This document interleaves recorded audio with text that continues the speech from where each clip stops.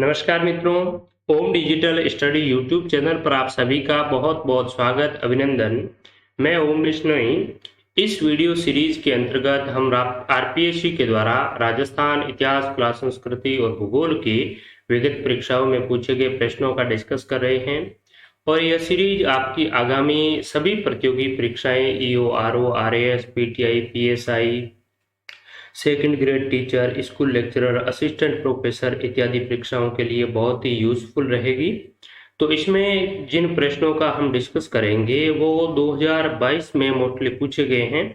आज का जो हमारा जो पेपर है ये 27 अगस्त 2022 को आरपीएससी के द्वारा आयोजित करवाया था।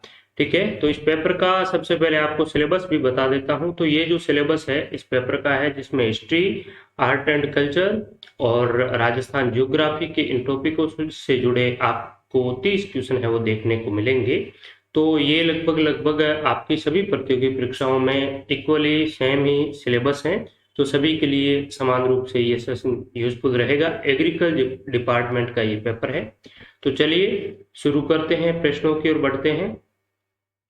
और प्रश्नों की शुरुआत करें उससे पहले आपसे एक निवेदन रहेगा कि आप इस चैनल पर पहली बार देख रहे हैं, इसे सब्सक्राइब नहीं किया है तो सब्सक्राइब जरूर करें, अपने मित्रों के साथ, सहयोगियों के साथ इसे शेयर जरूर करें। धन्यवाद। तो चले, पहला क्वेश्चन इसमें जो पूछा गया है, BWHW से अभिप्राय है शुष्क शीत जलवायु, शुष्क उष्ण मरुस्थलीय जलवायु, आर्द्र जलवायु या अति आर्द्र जलवायु।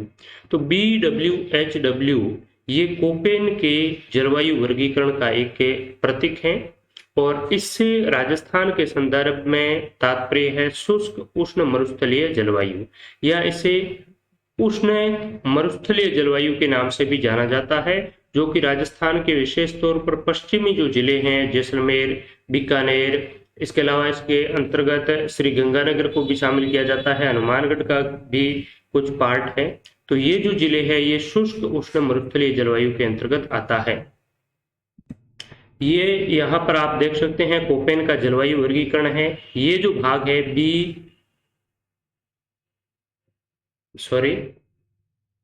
ये जो भाग है ये आपका BWHW के अंतर्गत आता है। इसे उष्ण शुष्क जलवायु के नाम से जाना जाता है, उष्ण मरुस्थलीय शुष्क जलवायु भी कह सकते हैं।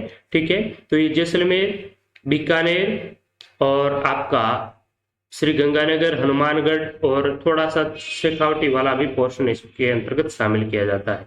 इसके अलावा जो बड़ा भाग है BSHW ये अर्ध शुष्क मरुस्थलीय जलवायु के नाम से जाना जाता है। ठीक है, तो अर्ध शुष्क जलवायु इसको कहते हैं क्या? अर्ध शुष्क जलवायु वाला क्षेत्र। CWG के अंतर्गत जो क्षेत्र आता है उसे मानसूनी वर्षा क्षेत्र के नाम से जाना जाता है। ठीक है, और ये वाला पोर्शन है AW, इसे कहेंगे उष्ण कटिबंधीय आर्द्र जलवायु प्रदेश। उष्ण कटिबंधीय आर्द्र। तो ये चार आपको ध्यान में रखने हैं। इसके अलावा आपसे पूछा जाए कि कोपेन के जलवायु वर्गीकरण के अनुसार सर्वाधिक वर्षा प्राप्त करने वाला कौन सा जो स्थान है वो है AW और न्यूनतम वर्षा वाला है BWHW। ठीक है, और कोपेन के जलवायु वर्गीकरण के अनुसार सर्वाधिक क्षेत्रफल किस वर्गीकरण के अंतर्गत है, किस जलवायु प्रदेश में है, तो सर्वाधिक क्षेत्रफल वाला BSHW है। तो ये आपको कुछ महत्वपूर्ण चीजें ध्यान में रखते हुए चलना है। तो इसका राइट आंसर हमारा विकल्प नंबर 1 हो जाएगा। नेक्स्ट क्वेश्चन है, नागौर उच्च भूमि की औसत ऊंचाई मीटर में बताना है, कौन सी है?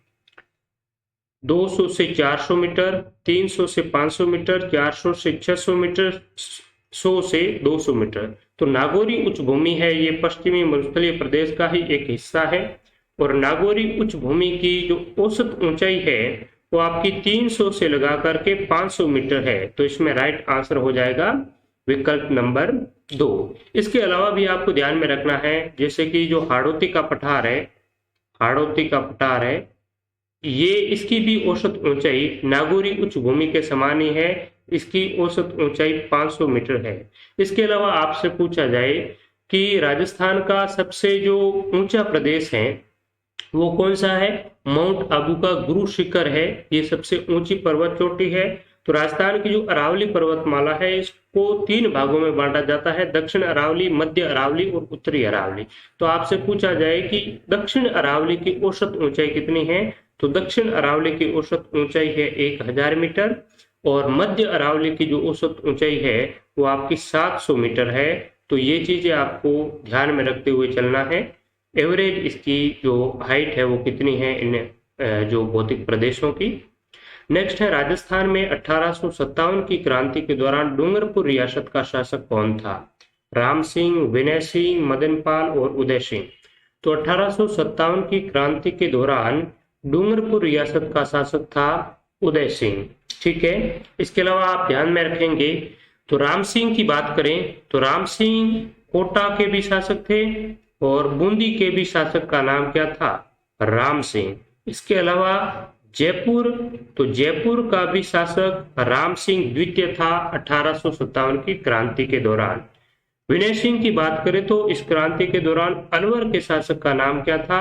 विनय सिंह था। और मदन पाल था करौली का शासक, ठीक है, जिसने कोटा के महाराव की सहायता की थी। ठीक है, तो ये चीजें हैं महत्वपूर्ण, आपको ध्यान में रखना है। इसके अलावा और भी आपको ध्यान में रखना है, जैसे जोधपुर का शासक कौन था? तख्त सिंह था। बीकानेर का सरदार सिंह था। बांसवाड़ा का लक्ष्मण सिंह था। ठीक है, और झालावाड़ का पृथ्वी सिंह था। प्रतापगढ़ का दलपत सिंह, जैसलमेर का रणजीत सिंह। तो ये महत्वपूर्ण जो शासक 1857 की क्रांति में थे, इनका भी आपको नाम साथ साथ याद रखने हैं, जितने भी रियासती शासक थे। नेक्स्ट है, हुरडा सम्मेलन में कौन सा शासक सम्मिलित नहीं था? करौली का, किशनगढ़ का, बीकानेर का, कोटा का। तो ये चारों ही रियासतों के शासक हुरडा सम्मेलन में शामिल थे, इसलिए बोर्ड ने इस सवाल को क्या किया है? डिलीट किया है। आयोग ने इस सवाल को डिलीट किया है।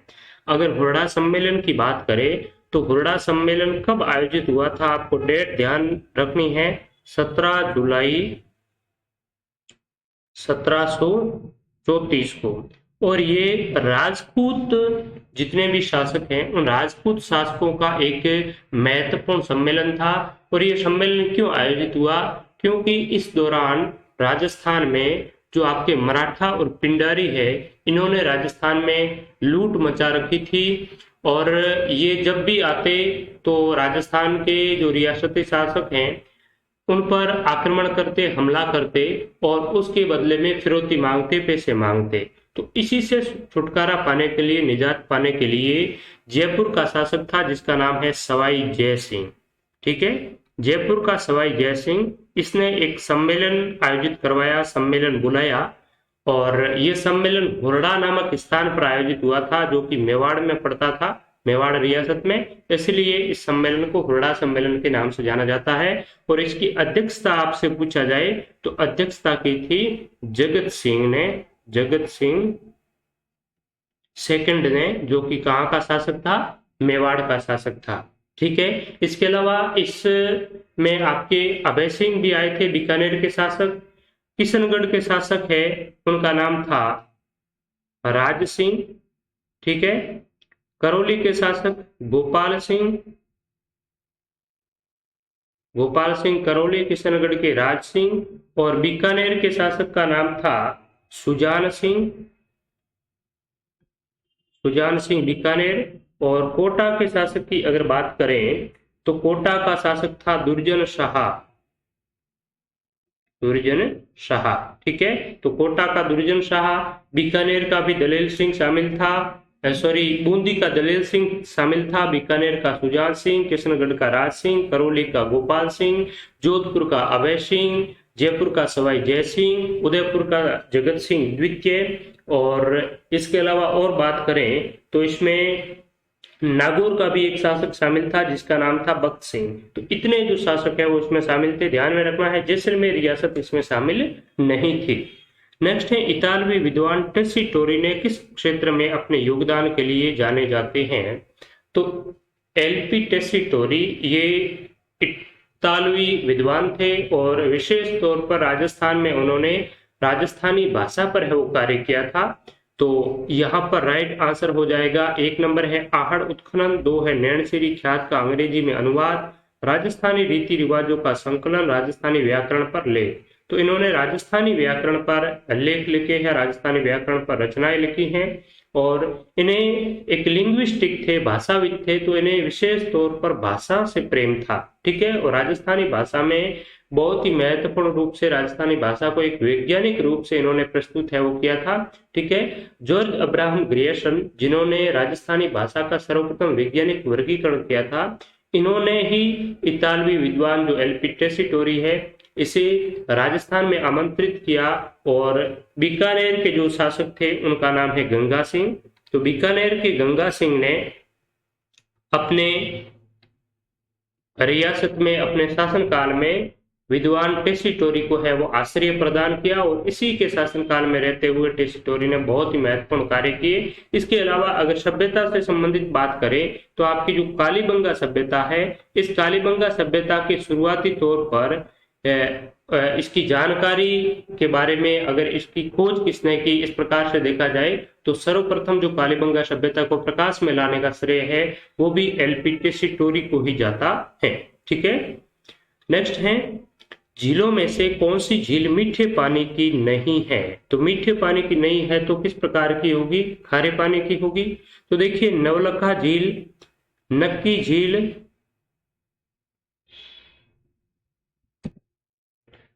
छापरताल झील और लूणकरणसर। तो यही इसका राइट आंसर हो जाएगा। लूण नमक को ही कहते हैं, लवण। ठीक है, तो खारी झील है लूणकरणसर जो कि बीकानेर में स्थित है। नवलखा झील की बात करें तो नवलखा झील कहाँ है, बूंदी में स्थित है। लेकिन आपसे पूछा जाए कि नवलखा बावड़ी कहाँ है, तो नवलखा बावड़ी डूंगरपुर में है। प्रिमल देवी ने उसका निर्माण है वो करवाया था, आस्करण की पत्नी थी। नक्की झील की बात करें तो ये आपकी सिरोही के माउंट आबू में है और ये राजस्थान की सबसे ऊंचाई पर स्थित झील है और ऐसी मान्यता प्राप्त है कि इस झील का निर्माण देवताओं ने अपने नाखूनों से करवाया था, इसलिए इसे नक्की झील के नाम से जाना जाता है।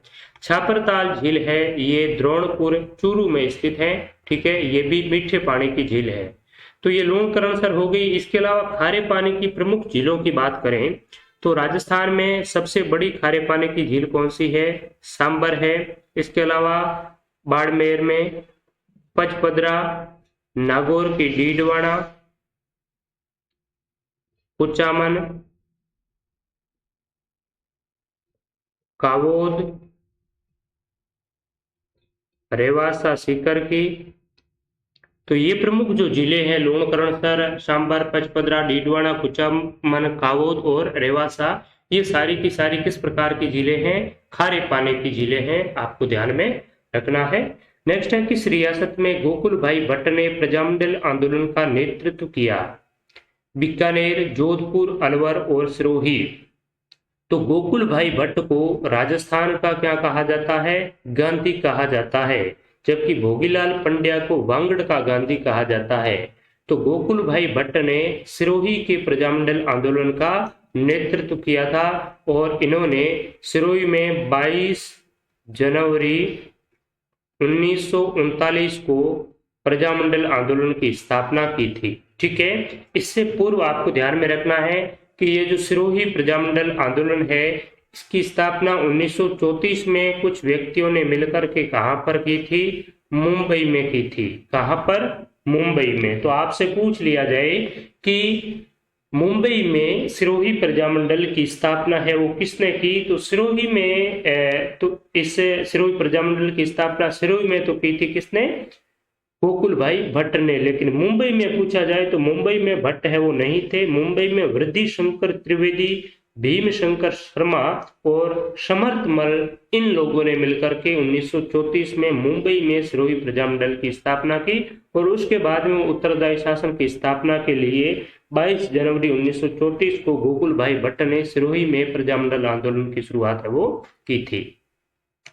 नेक्स्ट है चंबल नदी का जल अपवाह क्षेत्र राजस्थान में कितने प्रतिशत में है। तो बहुत ही अच्छा प्रश्न है।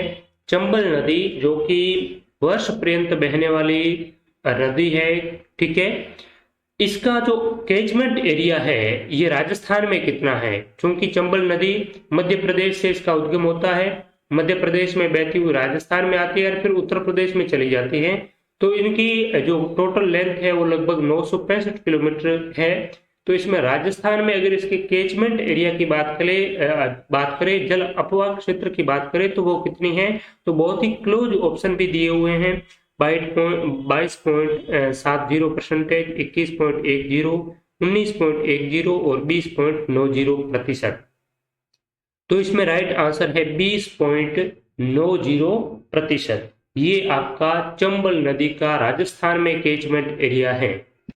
अगर चंबल नदी की बात करें, आपसे ये कैचमेंट एरिया वर्ग किलोमीटर में भी पूछा जा सकता है स्क्वायर किलोमीटर में। तो स्क्वायर किलोमीटर की बात करें तो 31,239 स्क्वायर किलोमीटर इसका क्या है, चंबल नदी का राजस्थान में कैचमेंट एरिया है। ठीक है, और ये राजस्थान में 11 जिलों में प्रवाहित होती है। कितने जिलों में, 11 जिलों में। और सर्वाधिक राजस्थान में इसका अगर कैचमेंट एरिया बात करें कौन से जिले में है, तो इस प्रकार का प्रश्न अन्य नदियों के संबंध में भी पूछा जा चुका है। तो इस चंबल नदी के संदर्भ में भी आपसे पूछा जा सकता है कि चंबल नदी का सर्वाधिक कैचमेंट एरिया कौन से जिले में है। तो सर्वाधिक जो इसका कैचमेंट एरिया है ये आपका 12 जिले में है। 12 जिले में राजस्थान में जितना भी एरिया है उसको अगर 100% माने तो 12 जिले में लगभग 22.4% है ये इसका कैचमेंट एरिया 12 जिले में है। उसके बाद में झालावाड़, बूंदी और कोटा में क्रमश इसका सर्वाधिक जो आपका जल अपवाह क्षेत्र है। और न्यूनतम पूछा जाए, इसका न्यूनतम जो कैचमेंट एरिया है न्यूनतम आपका टोंक जिले में हो जाएगा, नवाबों की नगरी टोंक में। ठीक है, तो ये बात आपको ध्यान में रखनी है इस चंबल रिवर के संबंध में। चंबल को चम्बरवती नदी और राजस्थान की कामधेनु के नाम से भी जाना जाता है। नेक्स्ट है, निम्नांकित युग्म जिलों में से कौन सा युग्म में राजस्थान में सर्वाधिक लिंगानुपात एवं सबसे कम लिंगानुपात की दृष्टि से जनगणना 2011 के अनुसार सही है। तो सर्वाधिक सेक्स रेशो किस जिले में है, न्यूनतम सेक्स रेशो किस जिले में है 2011 की जनगणना के अनुसार। तो सर्वाधिक तो हो जाएगा डूंगरपुर और न्यूनतम है आपका धौलपुर।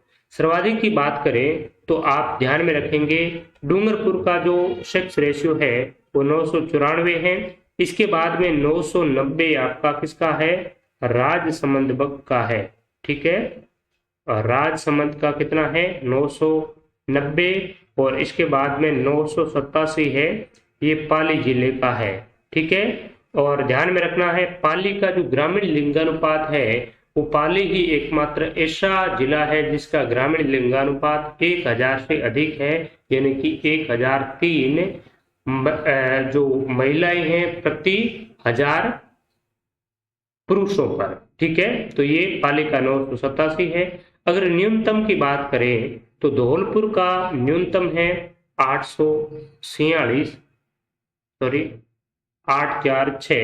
इसके बाद में जैसलमेर का आ जाता है 852 और करौली का है 861। तो धौलपुर 846, उसके बाद में कौन सा जिला है जैसलमेर और फिर आपका आ जाता है कौन सा, करौली जिला। ठीक है, तो ये जिले हैं जिनका जनसंख्या घनत्व सर्वाधिक और न्यूनतम वाला आपको ध्यान में रखना है। और राजस्थान का ऑन एन एवरेज जो सेक्स रेशियो है वो 928 महिलाएं हैं प्रति 1000 पुरुषों पर। ठीक है, नेक्स्ट है, अमर सिंह प्रथम के शासनकाल में चावंड में रागमाला के चित्र किसके द्वारा चित्रित किए गए, साहबदीन, निसारदीन, मनोहर और नेहाल चंद। तो अमर सिंह प्रथम के शासनकाल में चावंड जो शैली है उसका सर्वाधिक है वो विकास अमर सिंह के शासनकाल में ही हुआ था। और इनके शासनकाल में एक चित्रकार का नाम है निसारदीन। तो निसारदीन ने रागमाला का चित्रांकन किया था 1605 में। कब किया था ये भी पूछा जा सकता है। तो रागमाला ये आपकी चावंड चित्रकला शैली का एक प्रसिद्ध चित्रित ग्रंथ है, ठीक है, और इसका चित्रांकन निसारदीन ने 1605 में किया था, अमर सिंह के शासनकाल में। इसके अलावा आपको ध्यान में रखना है, ये जो साहिबदीन है, मनोहर है, ये आपके किसके शासनकाल में थे? तो ये जगत सिंह के शासनकाल में थे, जगत सिंह प्रथम के शासनकाल में। जगत सिंह द्वितीय ने तो हुरडा सम्मेलन की अध्यक्षता की थी, 1700 के आसपास में था, और इस समय आपका जगत सिंह प्रथम, और जगत सिंह प्रथम के समय साहिबदीन और मनोहर है, ये आपके प्रमुख चित्रकार थे, और साहिबदीन है, ये आपका आदमकद व्यक्ति चित्र बनाता था। आदमकद यानी कि जो पूरा का पूरा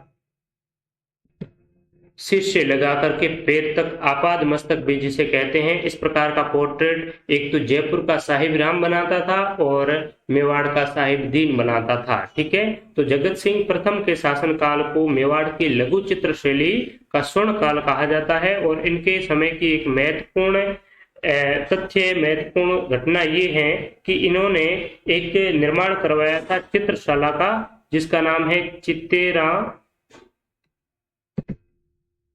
री ओवरी, ठीक है। चित्तेरा री ओवरी नामक चित्रशाला का निर्माण मेवाड़ में किसने करवाया, आपसे पूछा जाए तो वो करवाया था जगत सिंह प्रथम ने, और इसे बाद में तस्वीरारों कारखानों के नाम से भी जाना जाता है। इसके अलावा जो चावंड चित्रकला शैली है, इसकी शुरुआत हुई थी किसके शासनकाल में? राणा प्रताप के शासनकाल में। महाराणा प्रताप के शासनकाल में चावंड चित्रकला शैली की है वो शुरुआत हुई थी, क्योंकि चावंड जो राजधानी है वो सबसे पहले महाराणा प्रताप ने ही चावंड को अपनी राजधानी है वो बनाया था, और इन्हीं प्रताप के शासनकाल में एक ढोला मारू नामक महत्वपूर्ण ग्रंथ है, इसका चित्रांकन हुआ था राणा प्रताप के समय में। ये कब हुआ था आपसे पूछा जाए तो 1592 में।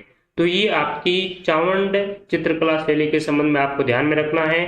इसकी शुरुआत राणा प्रताप के शासनकाल में हुई थी। ढोला मारू राणा प्रताप के शासनकाल में चावंड चित्र शैली का एक प्रसिद्ध चित्र है जो 1592 में चित्रित किया गया। इसके बाद में आपको ध्यान में रखना है, राणा प्रताप के बाद में अमर सिंह आए, तो अमर सिंह के शासनकाल में निसारदीन नामक प्रसिद्ध चित्रकार हुए थे, जिन्होंने 1605 में रागमाला का चित्रांकन किया। इसके अलावा साहिबदीन और मनोहर ये जगत सिंह प्रथम के शासनकाल के प्रसिद्ध चित्रकार थे। साहिबदीन आदमकद व्यक्ति चित्र है वो बनाते थे, और जगत सिंह प्रथम ने चित्तेरारी ओवरी बनाई, जिसे तस्वीरारों कारखानों भी कहा जाता है। और निहाल चंद या मोर ध्वज की बात करें तो ये आपका किसके शासनकाल में था? नागरीदास के शासनकाल में था, जिसे सावंत सिंह के नाम से भी जाना जाता है, ठीक है। नेक्स्ट है शूद्र मुक्ति पुस्तक के लेखक कौन है? अर्जुन लाल सेठी, प्रताप सिंह, जमुनालाल बजाज, सागरमल गोपा। तो अर्जुन लाल सेठी ने शूद्र मुक्ति एक ग्रंथ लिखा है। इसके अलावा स्त्री मुक्ति और महेंद्र कुमार, ये किसके ग्रंथ है? अर्जुन लाल सेठी जी के हैं। और अर्जुन लाल सेठी ने जयपुर में रहते हुए किसकी स्थापना की थी? वर्धमान पाठशाला की भी स्थापना की। इसके अलावा इन्होंने जैन शिक्षा प्रचारक संघ की भी स्थापना की थी, और वर्धमान पाठशाला के माध्यम से ये सैनिकों को तैयार करते थे अंग्रेजों के खिलाफ, ठीक है। तो वर्धमान पाठशाला की स्थापना जयपुर में किसने की? अर्जुन लाल सेठी ने। स्त्री मुक्ति, शूद्र मुक्ति महेंद्र कुमार इनकी प्रसिद्ध है वो रचनाएं हैं, ठीक है। तो ये चीज आपको ध्यान में रखना है। और सागरमल गोपा ये जैसलमेर रियासत के प्रमुख एक क्रांतिकारी व्यक्तित्व वाले व्यक्ति थे, और इन्होंने जैसलमेर में गुंडा राज नामक महत्वपूर्ण है वो पुस्तक लिखी है। नेक्स्ट है कौन सी नदी जालोर जिले में नहीं बहती है? बांडी, मैनाली, सुकड़ी और लूनी। तो मैनाली है ये आपकी जालोर में नहीं बहती है। बनास, बेड़च, मैनाल इनका त्रिवेणी संगम बनता है बिगोद भीलवाड़ा में, तो ये जालोर की नहीं है। बांडी, सुकड़ी, लूनी, इसके अलावा खारी, मीठड़ी,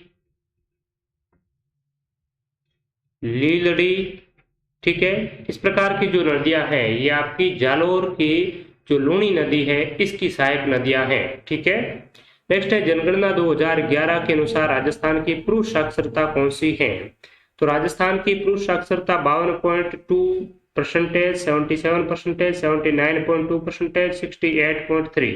तो जो मेल लिटरेसी रेट है वो 79.2% है। और महिला साक्षरता दर पूछा जाए महिला, तो आप बताएंगे कितनी? 52.12% है, ये आपकी महिला साक्षरता है। और ऑल ओवर अगर आपको राजस्थान की साक्षरता दर पूछी जाए तो 66.1% राजस्थान की पुरुष और महिला ऑल ओवर जो साक्षरता है ये है 2011 की जनगणना के अनुसार। तो ये बातें महत्वपूर्ण है, आपको ध्यान में रखना है। नेक्स्ट है मरु विकास कार्यक्रम किस वर्ष प्रारंभ किया गया? 1965, 77। तो 2 नंबर इसका राइट आंसर हो जाएगा। 1977-78 में डेजर्ट डेवलपमेंट प्रोग्राम है वो स्टार्ट किया गया था, विशेष तौर पर मरुस्थलीय जिलों के विकास को आगे बढ़ाने के लिए, विकास हेतु। ठीक है, तो ये 1977-78 है। आप सभी को बहुत अच्छी तरीके से ही पता होगा इसके बारे में, और बहुत बार सवाल पूछा जाता है। एक है सूखा संभाव्य क्षेत्र कार्यक्रम जो कि 1974-75 में शुरू हुआ था। नेक्स्ट है दयालदासरी ख्यात प्रमुखतः किस राज्य के इतिहास का वर्णन है? जोधपुर, जैसलमेर, बीकानेर और डूंगरपुर। तो दयालदासरी ख्यात को बीकानेर के राठौड़ारी ख्यात के नाम से भी जाना जाता है। तो इसमें बीकानेर के इतिहास का वर्णन है, और बीकानेर के शासक का नाम है रतन सिंह, और इन्हीं रतन सिंह के शासनकाल में दयालदास सिंधायत है ये प्रमुख रचनाकार है वो रहे हैं। तो दयालदासरी ख्यात को बीकानेर के राठौड़ारी ख्यात, और बीकानेर के जो इतिहास का सबसे पहले अगर क्रमबद्ध कहीं पर वर्णन हमें देखने को मिलता है, बीकानेर के इतिहास के बारे में जानकारी हमें लेनी है, तो इसका सुव्यवस्थित और सिस्टमेटिक क्रमबद्ध रूप से जो वर्णन है वो इसी दयालदासरी ख्यात में देखने को मिलता है। जैसलमेर की बात करें तो जैसलमेर में एक तो है बांकीदासरी ख्यात, ठीक है, इसके अलावा नैणसी ने लिखी है नैणसीरी ख्यात। ठीक है, तो इनके ख्यातों में हमें जोधपुर के बारे में जानकारी है वो मिलती है। नेक्स्ट है किस पुरातात्विक स्थल को धरतूल घाट के नाम से भी जाना जाता है? सांभर, जोधपुरा, नागर और आहड़।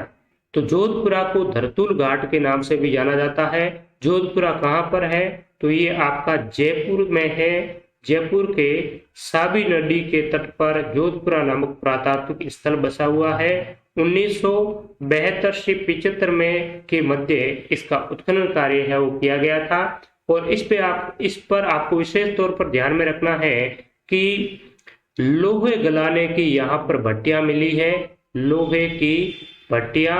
इसके अलावा लोहे के काफी औजार भी यहाँ पर देखने को मिले हैं। तो ये कह सकते हैं एक लोहे युगीन सभ्यता है, और इसे धरतूल घाट के नाम से जाना जाता है। इसके अलावा अगर बात करें आहड़ की, तो आहड़ को आघाटपुर, ताम्रवती नगरी और धूलकोट के नाम से जाना जाता है। धूलकोट यानी कि रेत का बड़ा टीला, ये आपकी उदयपुर में है। नगर, यहाँ इसे नगर कहते हैं विशेष तौर पर, और नगर में मालव जो जाति है, मालव जाति के सर्वाधिक गणतांत्रिक सिक्के हैं वो नगर से मिले हैं, और इसे कारकोट नगर के नाम से भी जाना जाता है। बहुत महत्वपूर्ण है, आपको ध्यान में रखना है। सांभर की बात करें तो सांभर नलियासर ये आपके जयपुर में पड़ती है, पुरातात्विक स्थल भी है, और सांभर आपकी क्या है? झील भी है खारे पानी की। नेक्स्ट है भीलों के किस नृत्य में नकली स्पर्धा जन्य युद्ध प्रदर्शित किया जाता है? बागड़िया, घेर, हाथीमना और नेजा। तो भीलों का जो नेजा नृत्य है इसमें नकली स्पर्धा जन्य युद्ध है वो प्रदर्शित किया जाता है। तो नेजा भी भीलों का ही प्रसिद्ध नृत्य है, आपको ध्यान में रखना है। कई बार सीधे तौर पर भी पूछ लिया जाता है कि निम्न में से कौन सा इसमें से भीलों का नृत्य है? तो नेजा, हाथीमना। इसके अलावा आपका जो युद्ध नृत्य है ये भी भीलों का ही नृत्य है। इसके अलावा गेर नृत्य जिसे गौरी नृत्य, ठीक है, गौरी जिसे क्या कहा जाता है? राई नृत्य भी कहा जाता है। यह भी भीलों का एक प्रसिद्ध नृत्य है, या लोक नाट्य भी गौरी को कह सकते हैं। ये जो बागड़िया नृत्य है, बागड़िया, शंकरिया, इडोनी इत्यादि ये आपका कालबेलियों का नृत्य है, ध्यान में रखना है। कालबेलियों का प्रसिद्ध नृत्य आपका शंकरिया है। इसके अलावा भागड़िया भी कालबेलिया का ही है। तो हाथीमना, नेजा, युद्ध, गौरी, राई ये आपके भीलों के नृत्य है। नेक्स्ट है डिग्री कॉलेज राजस्थान में सबसे पुराना है। Jaswant college Jodhpur, government college Ajmer, Maharaja college Jaipur और कनौरिया कॉलेज जयपुर। तो डिग्री कॉलेज राजस्थान में अगर सबसे पुराना कॉलेज की बात करें तो सबसे पुराना कॉलेज है वो आपका महाराजा कॉलेज ही है। ठीक है, महाराजा कॉलेज की स्थापना की अगर बात करें तो ये 1844 में स्थापित किया गया था। शुरुआत में इसका नाम रखा था महाराजा स्कूल। ठीक है, और इसके जो स्थापना करते थे, स्थापनाकर्ता वो कौन थे? जयपुर के सवाई राम सिंह। तो राम सिंह ने 1844 में एज ए महाराजा स्कूल इस महाराजा कॉलेज की है वो शुरुआत की थी। और आपसे पूछ लिया जाए कि महाराजा कॉलेज के पहले प्रिंसिपल कौन थे, तो शिवदीन, पंडित शिवदीन इनके फर्स्ट प्रिंसिपल थे, जो 1844 से 1855 तक रहे थे। इसके अलावा उन्होंने डिग्री कॉलेज की अगर बात करें तो डिग्री कॉलेज के लिए उन्होंने 1890 में इलाहाबाद यूनिवर्सिटी से एफिलिएटेड किया था, संबद्धता ली थी, मान्यता है वो ली थी डिग्री कॉलेज के लिए 1890 से। तो 1890 में ये डिग्री कॉलेज है वो बन गई थी और उन्होंने बीए की डिग्रियां है वो शुरू कर दी 1890 में। और 1896 में इन्होंने पीजी जो स्टेटस है वो भी प्राप्त कर लिया था 1896 में। ठीक है, तो ये महाराजा कॉलेज के बारे में थोड़ी सी जानकारी आपको ध्यान में रखना है। और 1944 तक जब तक महिलाओं के लिए अलग कॉलेज नहीं थी तो 1944 में महारानी कॉलेज भी स्थापित हो गई। तो ये महिलाओं के लिए अलग थी और तब तक ये महिला और पुरुष दोनों के लिए महाराजा कॉलेज है वो सुखद रूप से आपकी चलती आ रही है। ठीक है, तो ये बात ध्यान में रखनी है। 1844 में जयपुर के सवाई राम सिंह ने महाराजा कॉलेज की स्थापना एज ए महाराजा स्कूल के रूप में की। इसके प्रथम प्रिंसिपल शिवदीन, पंडित शिवदीन थे। ठीक है, जो 1844 से 55 तक रहे थे। और 1890 में इन्होंने इलाहाबाद यूनिवर्सिटी से एफिलिएटेड किया और बीए की डिग्री प्रारंभ की। 1896 में इन्होंने पीजी कॉलेज का स्टेटस है वो प्राप्त कर लिया था। नेक्स्ट है जनगणना 2011 के अनुसार राजस्थान में जनसंख्या के घनत्व के घटते हुए क्रम में कौन सा क्रम सही है? निम्नलिखित कूट का प्रयोग करते हुए सही उत्तर का चयन करें। तो जनसंख्या घनत्व है, जो पॉपुलेशन डेंसिटी है वो राजस्थान की सर्वाधिक किसकी है? तो जयपुर, अलवर, दौसा ये तो होगा नहीं। भरतपुर, जयपुर ये भी नहीं है। जयपुर, भरतपुर, दौसा, अलवर ये राइट आंसर हो जाएगा। ठीक है, तो जयपुर का जनसंख्या अगर घनत्व की बात करें तो आप सभी को पता ही होगा 595 व्यक्ति प्रति वर्ग किलोमीटर है, प्रति 100 वर्ग किलोमीटर। और भरतपुर का जनसंख्या घनत्व है कितना है? 503 है। दौसा का जनसंख्या घनत्व है 476 और अलवर का जनसंख्या घनत्व है 438। और इसके बाद में पांचवा जो जिला है वो आता है धौलपुर और धौलपुर का जनसंख्या घनत्व है 398। तो हमें देखने को क्या मिला कि राजस्थान के 4 ऐसे जिले हैं जिनका जनसंख्या घनत्व 400 से अधिक है, जयपुर, भरतपुर, दौसा और अलवर। तो राजस्थान के 2 जिले ऐसे हैं जिनका जनघनत्व 500 से अधिक है। तो इस प्रकार के प्रश्न भी काफी बार पूछे जाते हैं कि राजस्थान के ऐसे कितने जिले हैं जिनका जनघनत्व 500 से अधिक है? तो जिलों की संख्या 2। राजस्थान के ऐसे कितने जिले हैं जिनका जनघनत्व 400 से अधिक है? तो ऐसे जिलों की संख्या है 4। और धौलपुर का कितना है? 400 से कम है, 398 है। तो ये सर्वाधिक जनघनत्व वाले जिले हैं। इसके अलावा जैसलमेर है, इसका जनघनत्व सबसे कम है, 17 है। इसके बाद में बीकानेर का 78 और बाड़मेर का 92। तो ये न्यूनतम जनघनत्व वाले राजस्थान के जिले हैं। और 3 राजस्थान के ऐसे जिले जिनका जनसंख्या घनत्व 100 से कम है, जैसलमेर, बीकानेर और बाड़मेर। नेक्स्ट है किसी भी क्षेत्र को न्यूनतम सूखाग्रस्त क्षेत्र घोषित करने के लिए कितनी वार्षिक वर्षा की मात्रा होनी चाहिए? न्यूनतम यानी कि लोएस्ट, आपको लिस्ट ड्रॉट प्रोन एरिया किसी को डिक्लेयर करना है किसी भी क्षेत्र को, तो उसके लिए जो आपका मेटेरियोलॉजिकल जो डिपार्टमेंट है इंडिया का, तो उसके अकॉर्डिंग कुछ इसके लिए डेफिनेशन है वो की गई है कि भाई किसको सीवर ड्रॉट वाला एरिया मानेंगे, किसको मॉडरेट ड्रॉट, किसको लिस्ट ड्रॉट फ्रॉन, इस प्रकार से। तो लिस्ट यानी कि बहुत ही कम सूखा ग्रस्त क्षेत्र है उसको मानेंगे अगर वहां पर वर्षा हो जाती है 70 से लगा करके 100 सेंटीमीटर, तो उसको न्यूनतम सूखा ग्रस्त क्षेत्र है वो घोषित करेंगे। ठीक है। इसके अलावा अगर आपसे पूछ लिया जाए, यह प्रश्न काफी बार पूछा जाता है, गंभीर यानी कि सीवर ड्रॉट प्रोन एरिया है, गंभीर सूखाग्रस्त किसे मानेंगे, तो ऐसे एरिया में वर्षा की मात्रा 50% से कम, 50% से अगर वर्षा कम हो जाती है तो उसे सीवर ड्रॉट या गंभीर सूखाग्रस्त एरिया है वो मानेंगे। और अगर 25% से लगा करके 50% वर्षा की कमी रहती है तो उसे मॉडरेट सीवर मॉडरेट जो ड्रॉट प्रोन एरिया है वो मानेंगे। ठीक है। और 75% से कम वर्षा की कमी रहती है तो उसे सामान्य सूखा है वो मानेंगे। तो सीवर ड्रॉट कब मानेंगे, जब वर्षा की मात्रा 50% से अधिक वर्षा में है वो कमी हो जाती है, 50% से अधिक कमी, और 25 से 75% से अधिक जो कमी होती है तो उसे क्या मानेंगे, हमें मॉडरेट ड्रॉट है वो मानेंगे। ठीक है। और लिस्ट ड्रॉट है वो 70 से 100 सेंटीमीटर वर्षा की मात्रा होगी, तब उसे लिस्ट ड्रॉट प्रोन एरिया है वो मानेंगे। नेक्स्ट है, राजस्थान के कौन से जिले में तेंदू पत्ती का उत्पादन नहीं होता है, उदयपुर, सिरोही, बारा और झालावाड़। तो तेंदू पत्ते की बात करें तो राजस्थान का हाड़ौती वाला मेनली जो जिले हैं वहां पर तेंदू का पत्ते का उत्पादन है वो होता है। सिरोही इसमें नहीं है, झालावाड़, बारा और एक जिला है बूंदी, कोटा नहीं है, आपको ध्यान में रखना है।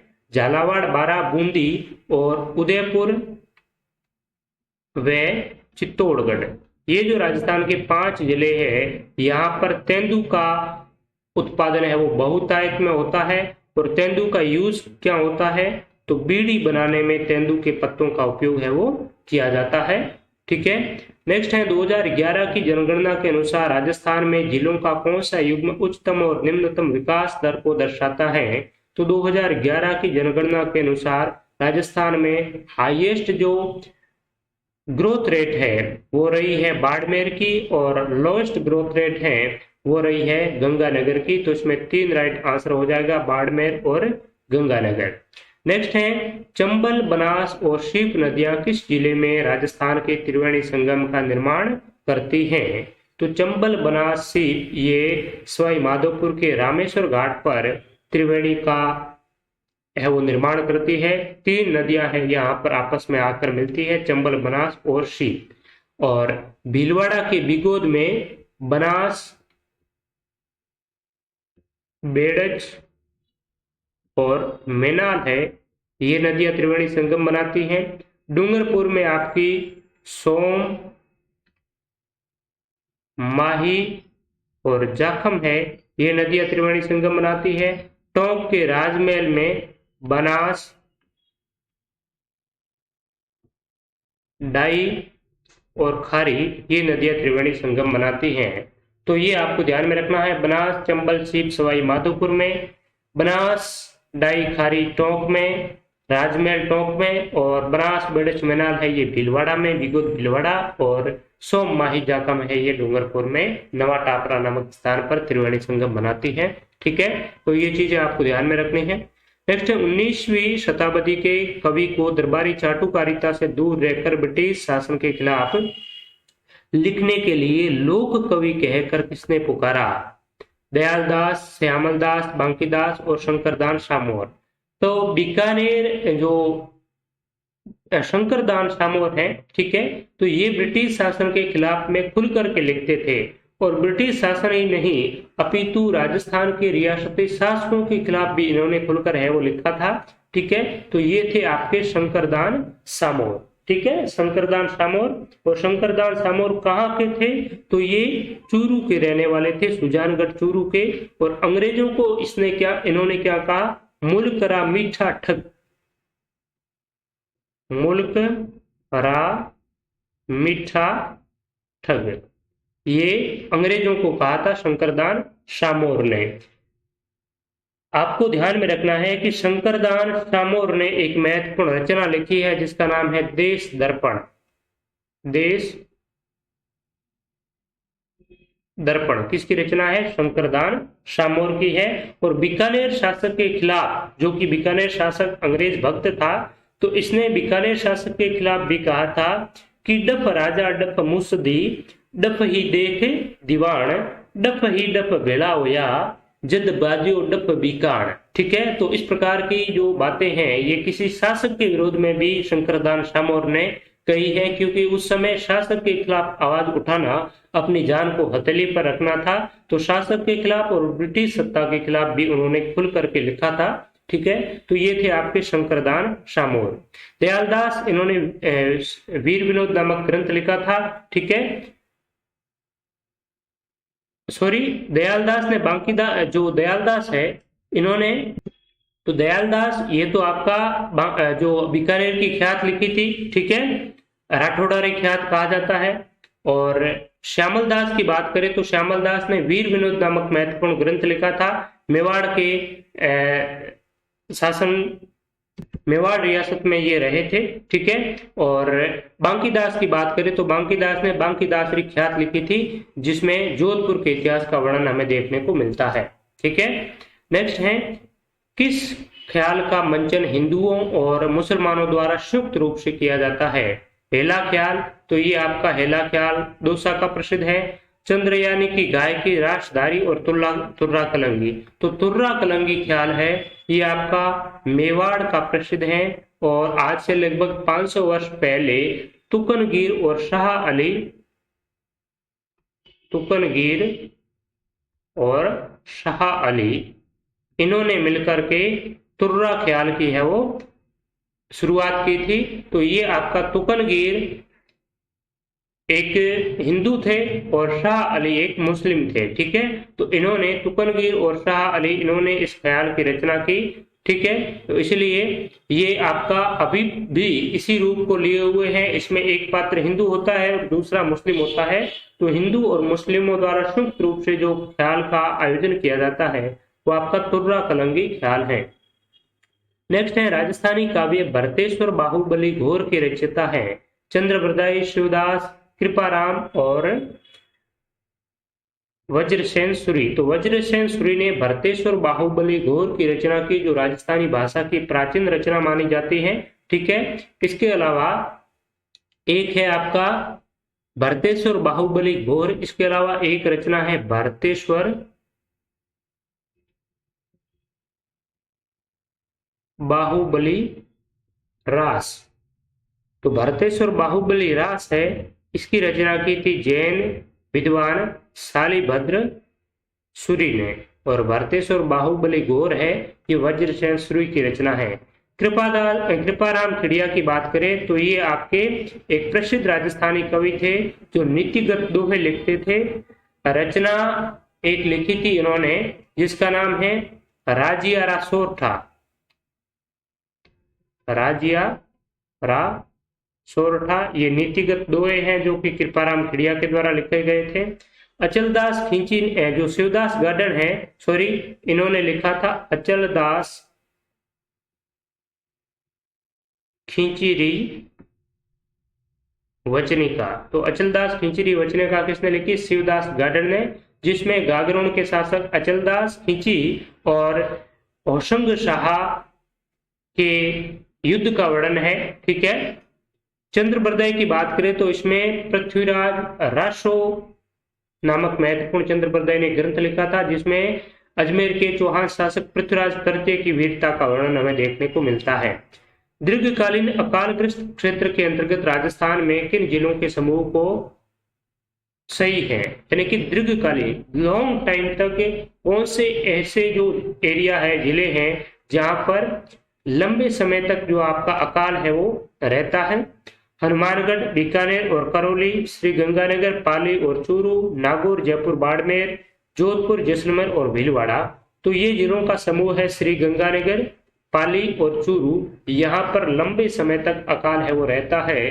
और अभी आपको पता होगा पाली की जो पाली तहसील है ये वर्ष 2022-23 में भी सूखाग्रस्त क्षेत्र है वो घोषित किया हुआ है। तो राजस्थान का 2022-23 में एकमात्र जो तहसील है पाली जिले की, इसे सूखाग्रस्त तहसील है वो घोषित किया गया है। ठीक है, तो अगर विकल्प एक की बात करें तो करौली में ज्यादा सूखा है वो इतना रहता नहीं है, बाकी हनुमानगढ़ बीकानेर सूखेग्रस्त में ही आता है। यहाँ बात करें तो जयपुर इसमें एक्सक्लूड कर देंगे, ठीक है, इसलिए ये गलत हो जाता है। जोधपुर, जैसलमेर और भीलवाड़ा की बात करें तो भीलवाड़ा में बहुत ही कम सूखाग्रस्त क्षेत्र है वो देखा जाता है। ठीक है, तो इसलिए हमारा सही और सटीक जो आंसर है वो विकल्प नंबर 1 हो जाएगा। जयानक रचित पृथ्वीराज विजय में एक शासक की प्रशंसा में लिखा है कि उसने पुष्कर पर आक्रमण करने वाले 700 चालुक्यों को मार गिराया, उस शासक का नाम बताइए। तो जयानक पृथ्वीराज विजय है, पृथ्वीराज विजय ये प्रसिद्ध कृति है, जयानक के द्वारा रचित है और इसमें अजमेर के चौहान शासकों के बारे में मेनली है हमें जानकारी मिलती है। ठीक है, तो ये कहा गया है पृथ्वीराज प्रथम के बारे में। ठीक है, तो पृथ्वीराज प्रथम ऐसा शासक था जिसने पुष्कर पर आक्रमण करने वाले 700 चालुक्यों या सोलंकियों को मार गिराया था। ये लिखा है जयानक ने पृथ्वीराज विजय नामक अपने ग्रंथ में। ठीक है, तो ये नंबर आपका 3 इसका पृथ्वीराज प्रथम इसका सही उत्तर हो जाएगा। नेक्स्ट है नाकोड़ा पर्वत को किस और नाम से जाना जाता है? छप्पर की पहाड़ियां, तोरावाटी की पहाड़ियां, पश्चिम अरावली की पहाड़ियां, तारागढ़ की पहाड़ियां।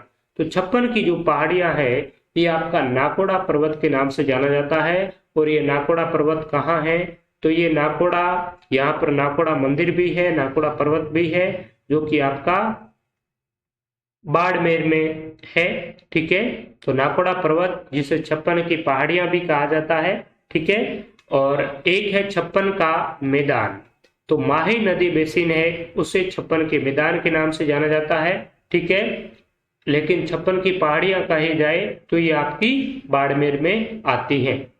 नेक्स्ट है कविराजा बांकीदास किस शासक द्वारा संरक्षित राजकवि थे?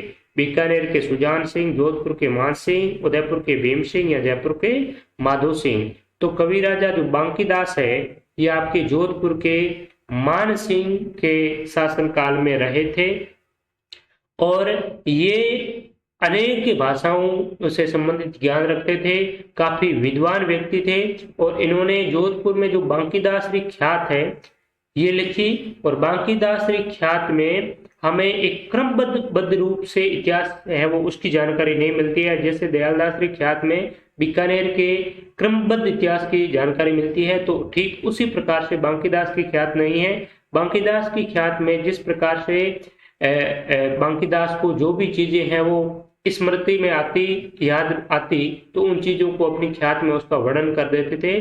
गौरीशंकर हीराचंद ओझा ने लिखा है कि बांकीदासरी ख्यात है ये एक ज्ञान का भंडार है, इसमें अगर आप पढ़ेंगे तो बहुत सी ज्ञानवर्धक चीजें हैं वो आपको मिलती जाएगी और इसमें 3000 से अधिक क्या है छुटकर बातें लिखी हुई हैं। ठीक है, तो ये बांकीदास की ख्यात है जिसमें छोटी छोटी छुटकर बातें हैं वो लिखी गई हैं। ठीक है, तो जोधपुर के मान सिंह के शासन काल में रहे थे कविराजा बांकीदास। और एक है आपका मुणोत नैणसी जो कि जोधपुर के जसवंत सिंह के शासनकाल में रहे थे। दयालदास बीकानेर के रतन सिंह के शासनकाल में रहे थे, ये आपको ध्यान में रखना है। ठीक है, तो आज के इस पेपर में बस इतना ही। कल फिर मिलेंगे अगले महत्वपूर्ण प्रश्नों के साथ में, तब तक के लिए शुक्रिया सभी का, नमस्कार। वीडियो को पूरा देखने के लिए धन्यवाद और आपसे निवेदन रहेगा कि इस चैनल पर आपने पहली बार अगर इस वीडियो को देखा है, चैनल की सदस्यता नहीं ली है, सब्सक्राइब नहीं किया है, तो इसे सब्सक्राइब जरूर करें और जाते जाते एक घंटी का पास में निशान है, आइकन है, उस पर क्लिक करके घंटी को बजाते हुए जरूर जाए, जिससे आपको नोटिफिकेशन है वो नेक्स्ट वीडियो का मिलता रहे और आप बेहतरीन तैयारी के लिए, राजस्थान प्रतियोगी परीक्षा की बेहतरीन तैयारी के लिए Om digital study mobile application download कर सकते हैं। वहां पर राजस्थान की विभिन्न प्रतियोगी परीक्षाओं की टॉपिक आधारित आपको बेहतरीन टेस्ट सीरीज है वो मिलती रहेगी, जिससे कि आप इन चीजों का और बेहतरीन तरीके से है वो उपयोग कर सके, यूज कर सके और आपकी तैयारी बहुत अच्छी तरीके से है वो अंजाम तक पहुंचा सके। तो आप सभी का बहुत बहुत शुक्रिया।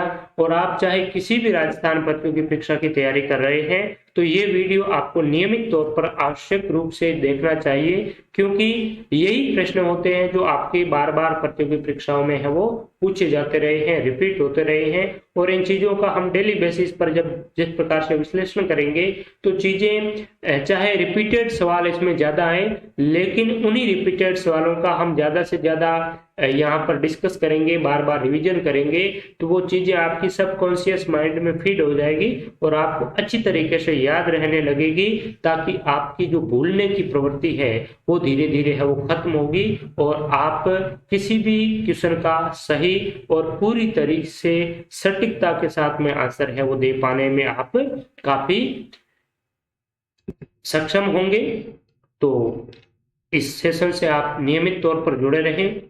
आप सभी का बहुत बहुत धन्यवाद। एक बार पुनः नमस्कार।